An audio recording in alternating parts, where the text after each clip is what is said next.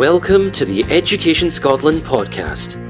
In every episode, we are joined by teachers, professionals and experts to unpack some of the big questions and topics facing the education sector in Scotland. Stay informed with the latest on education in Scotland by subscribing to our podcast.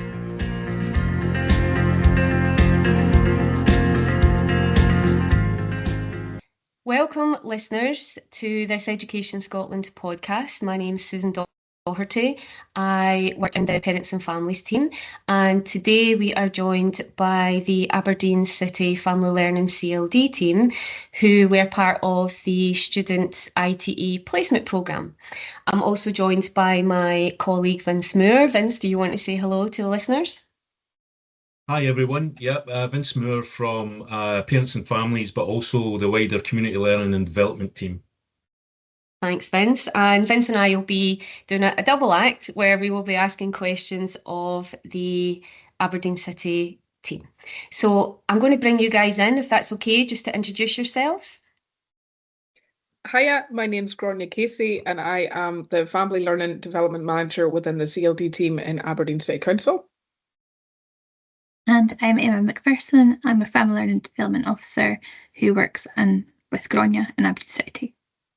Well, welcome, guys. We have worked together on a few things, not least this particular ITE placement programme. And I was delighted that you guys were going to be part of it. And we'll talk a wee bit about how you get involved and everything that came from the ITE placement programme throughout the podcast. But I just want to start by saying thank you, and I'll probably end by saying thank you. So delighted that you're here with us today to talk about your experiences. So I guess we've just got a few questions that we want to dive into. And the first is just really about your involvement within the ITE placement programme with the University of Aberdeen. So if you could just tell us a wee bit about how you got involved, that would be great. So we'll start off with you, Gráinne. Yeah, so back in 2023, myself, Emma, and our colleague Laura attended an in-person Family Learning Network event in Glasgow. And we listened at that event to Beverly introduce what was the beginnings of the ITE placement idea and conversations. And Emma was very quick to recognise that it paralleled with some of the placement opportunities that we had already embedded within family learning and our social work students from RGU University in Aberdeen. And we thought that we could probably duplicate this without too much trouble if we could find the right links within Aberdeen City Council, within the University of Aberdeen, who we know support the teaching placements. So that's where we started. Emma, would you add anything to that? No, I think you had that pretty spot on.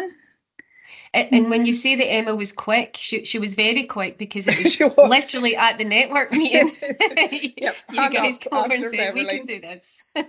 Yeah, well, it's always good to have opportunities to extend their own practice, and we've enjoyed having the social work students. It's good for us to learn about their learning, what they're learning on their side, as well as them learning about us. And we've had some from CLD as well, so it felt like education was the kind of missing part of it all. So yeah, we're always fast to throw our hat in, maybe too fast. Yes, and I think what was nice as well at that meeting was, you really got the strategic framework, which is where all this kind of came from, and that really was the document that tells teachers, students that are on placement, probationers, what they need to know in relation to parental involvement, engagement, family learning and learning at home. So it was a really nice start to the partnership working that then preceded it. And I guess one of the things, you've said that you have had social work students placed within your service and also CLD, but why do you think it's important for ITE students in particular, or even classroom teachers, to be involved in gaining knowledge and experience of parental engagement and family learning? I think that's maybe, listening to Beverly speak at that event, it was sort of a no-brainer that we really should have all cottoned on to sooner, because certainly for the way that family learning is delivered and structured within Aberdeen City Council and within Aberdeen as a city, we are working within schools all of the time. We have staff, thankfully post-COVID, we were actually supported by education financially to have staff in every ASG, which is our associated school groups. So all of the primaries and latterly some of the secondaries through the Promise pilot have staff attached to them, which means that student teachers that are within the schools, as well as guidance staff and support staff, are all coming into contact with family learning staff all the time. And a lot of our delivery and some of the best relationships, as well as some of the challenges, come from those relationships within education, within schools. So it made a huge amount of sense to think about, well, how would we make this easier going forward? And like I said, why we didn't connect the dots beforehand and say, hey, what would we do if we could get in at the grassroots? What would we do if we could start to share what we do within the wider CLD picture, not just within family learning, with student teachers, and what that would do both to their practice within their community setting, but most importantly within their classroom and their school setting. So it really made a huge amount of sense to really share our wares and to share our processes and to share our access to families with student teachers in the first offing, to be able to think about how that could influence and change their practice and add to the betterment for families, which is the goal for all of us. Yeah, absolutely. I was just going to add there, like, when we've all been children at some point, we all know what a teacher is, we all know what a school is, you know, we go through that kind of process, and social work is spoken about widely in the media, or families have social work involvement. CLD is one of those ones that is a bit quieter, and unless you stumble across it, you don't really find out about it. But you know, we come with a wealth of knowledge and experience, and especially right now, teachers are expected to do a lot of things that isn't traditionally teaching. And I suppose what I think is really beneficial is they've got the relationship with the child.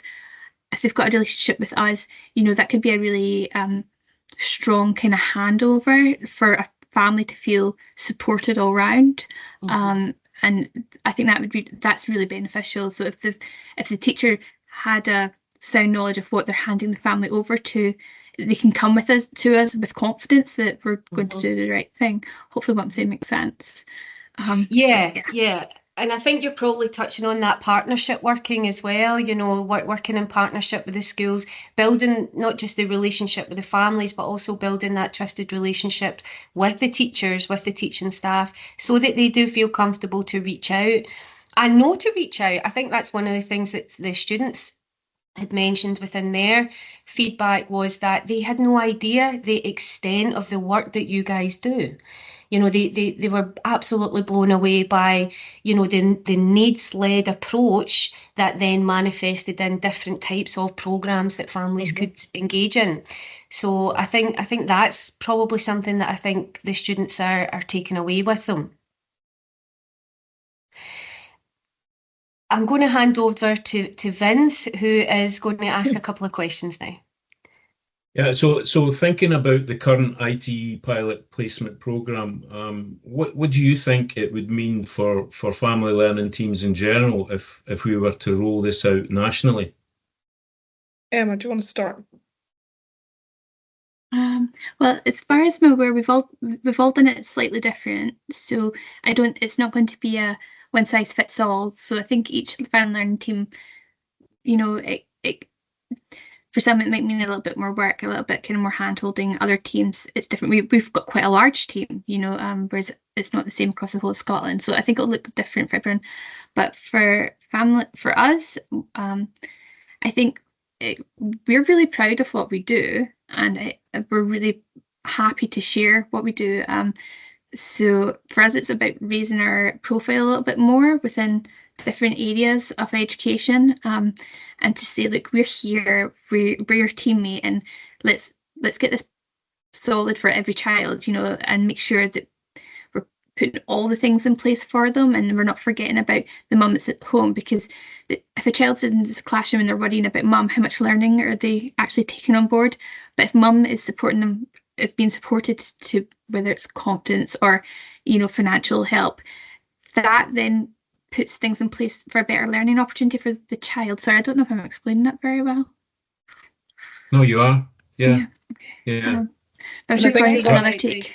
You've already mentioned the different sizes as well. Yeah, you're right about the different sizes and the different areas of programs that are being delivered across the country. So what programs are getting delivered in Aberdeen might be very different from Dumfries and Galloway and so on and so forth. So yeah, I think you're spot on about that. So the students will get a different experience. I think there's scaling of this though, because Emma and I have chatted about this before. There was different opportunities for the way that our service and our profile and that partnership potential was shared throughout this process. So Emma had went in and had done a little bit of an introduction as to what family learning is to both the undergrad and the postgrad classes, which were large groups of teachers that would then in turn end up within the city, the Shire, or across Scotland. So there was an introduction of the concept of family learning that may never previously have been spoken about or known about previously. There was those who came on the placement, so they got the real, the deep dive into what it feels like, looks like, sounds like within our different and varied programme.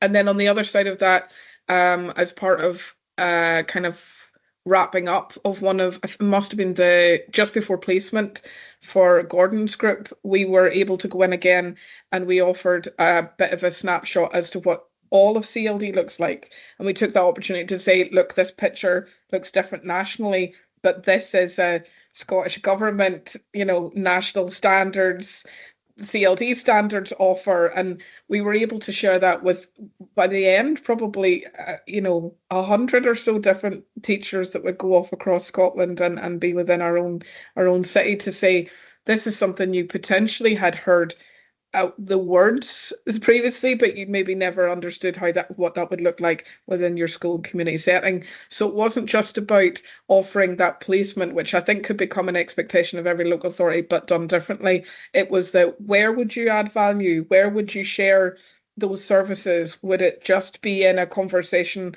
with a lecture hall? Would it be inviting them in to be part of a placement? Would it be rounding up at the end of the year to say, we are one of the many services that will support you throughout your teaching? And exactly as Emma has said, the teacher isn't alone in the classroom, and their expectation is massive, not just from a classroom point of view, from a school point of view. If this was done with integration within community support, there is the wraparound, there is the, that ideal we're all reaching for. The whole family approach is being done across the piece. So just thinking about that kind of national rollout then, what impact do you think or hope that this would have on the system or the sector as a whole? So I think, and there's two impacts there, Vincent. I suppose there's the impact for CLD and there's the impact for future teachers, because we're all in this long enough to know that education has stayed the same since Roundtree, and the curriculum has largely remained unchanged. And unless we're willing to be very brave and make changes, incremental or big, to what that offer looks like for teachers and the readiness of future teachers, it's not going to shift. It's not going to catch up with community need or national need. So I think we have to be bolder about saying, we're here and we're able to contribute in some way to curriculum change. That would mean practice change, and whether that's a tiny team or a big team, as we're gifted as, it's about seeing those gaps and saying, here we are. And then on the other side, as Emma's already mentioned, it has to be profile reason. CLD or the drama department, we're the poor cousins in many, many local authorities. We're often forgotten, we're often overlooked, we're often unknown, but we know the impact that we have in small ways and big ways in every community we work in. So we have to stand with the same kind of pride as the institution that is education is, and be mentioned within the same breath. Yeah, it's a bit political, but no. Well, it's all political, really. But it's a wonderful point, though. Actually, just and I'm getting that we have to be bolder is a wonderful kind of that's a T-shirt right there. I think as well, we're all working towards the same thing, and sometimes that's forgotten about, and it's about getting it right for everyone, not just the child, but absolutely everyone. And we can't do it on our own. We have to do it with each other. And okay, that might mean a bit more work here and a bit less work there, but it will all kind of even out as long. Just I suppose for me, it's about not passing people about all the time and saying like, I'll hold you, we'll get the right people involved, and it's stable. It's, you know, trying to make things stable for these families around them, whether that's in education or with ourselves. We've often had within Aberdeen, there's often the kind of phrasing of, you know, the right fit at the right time for the right reasons. All of those things are coming together, and everything we're doing collaboratively and within partnerships. And I think Aberdeen City have done very well in COVID and post-COVID to make collaboration real. But I think education possibly, or even any of the bigger institutions, they sit apart because they've been so established. But we have to make those things much more integral. We have to. We don't have a choice here. Every budget's reduced. Everybody's time is precious. So if we're not doing all of these together, we're not doing it right. I mean, I don't know if this is adding anything, but just on part, my sister's a teacher down in Renfrewshire, and I've started sending on the information I'm getting from Education Scotland as a CLD practitioner and sending it to her, and she's like, wow, this is really interesting, this is really informative, you know. So something as simple as putting out an email that someone could pick up, and she's now sharing this information with her teacher colleagues, you know, saying, well, you know, this is all ongoing. You know, it can be really drip, as well as the kind of the big pieces of work. And her herself, when she was trained to be a teacher, I gave her my CLD books, and she was reading that, and you know, so she could see a real kind of link between it. And she's quite happy to reach out, but I don't know if that would have happened if I hadn't been nagging at her from the side. But she feels that her practice is grown by learning and receiving the emails as well. I do think it's an open door. So we've been blown away by the amount of interest that there has been from the universities, and not just the universities, but the students themselves. So probably in the same vein as your sister, Emma, you know, they are looking for that additional knowledge and understanding, and also practical application of this type of work. So it's just how we manage that in a way that is not laborious, I suppose, for the family learning teams and also the teams within the universities. But I have to say, what you're saying about being bold and, you know, seizing the moment, that carpe diem thing, that's what the university staff are saying as well. So I think it's been great to do these podcasts and listen to the universities, listen to yourselves and listen to the students. It seems as if everyone's really harmonious in the way forward, and that is together. Because, you know, no one can do it on their own. So, and I think if we have that partnership, that strong partnership approach from the very, very start, then it just makes everybody's life easier moving forward. So yeah, it's been wonderful listening to you today and articulating, you know, your point of view on all of this, which really has actually, when we fed back to Strathclyde on some of the things that you had been using, they're actually going to use your reflective tool. So it's actually been great for everybody to learn together throughout the process, and hopefully moving forward when we roll it out nationally. So I guess from your perspective, what advice would you give to other family learning teams thinking of engaging with this type of placement programme in the future? So, and can I go? Yeah. So for me, it'd be look at your team and what can you realistically manage, because every team is really different. So when we saw what had happened at North Lanarkshire, we were like, oh, we need to try and replicate that. But actually that wouldn't have worked within our team. So we came up with something else. And again, what we've came up with won't work maybe in the Highlands and Islands, you know, because everyone's so different. So I suppose it would be very aware of what you can deliver, and don't make it a stress, because it should be fun. It shouldn't be stressful, or maybe a wee bit stressful, but it should be more fun than stressful. And so it's a positive experience for both. You know, you don't want to shoot too high and then it's not positive for you as a worker, as a CLT practitioner. You find you don't want to. Sorry, my brains went.